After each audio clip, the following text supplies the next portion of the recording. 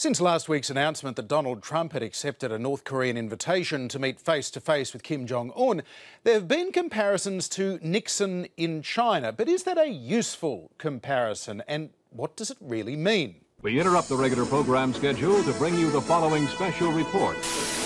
July 15th, 1971, American TV networks are told to free up airtime for a major announcement by President Richard Nixon. Premier Zhou Enlai, on behalf of the government of the People's Republic of China, has extended an invitation to President Nixon to visit China at an appropriate date before May 1972.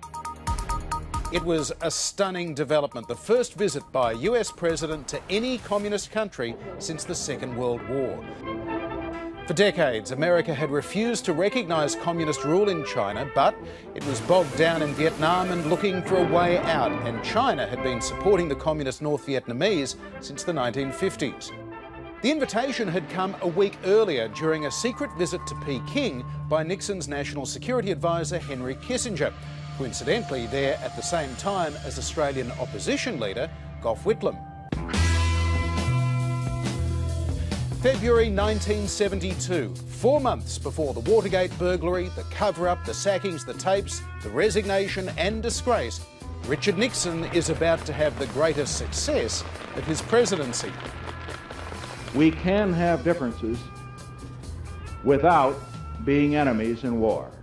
The American president was offering China a deal. Ideologically, we can agree to disagree. The main thing they had in common was a concern with Soviet-Russian expansionism, and they could agree the Great Wall was great. You would have to conclude that this is a great wall and that it had to be built by a great people. Beginning with sightseeing, ping-pong and pandas, relations began to thaw, and as the years passed, trade and massive economic development for China would follow. Nixon's trip to China was a turning point, and another diplomatic coup soon followed.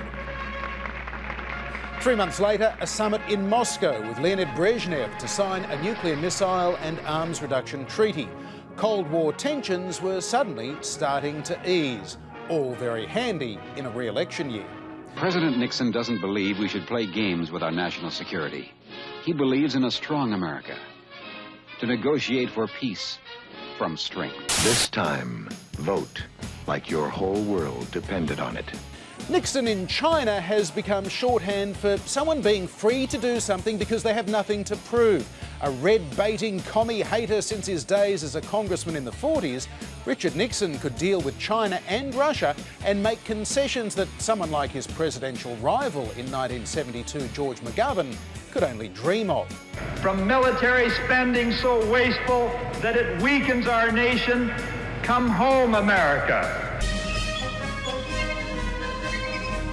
So, after the bellicose tweets and threats of fire and fury, could it be the comparisons between Donald Trump and Richard Nixon will end up being more about diplomacy than disgrace?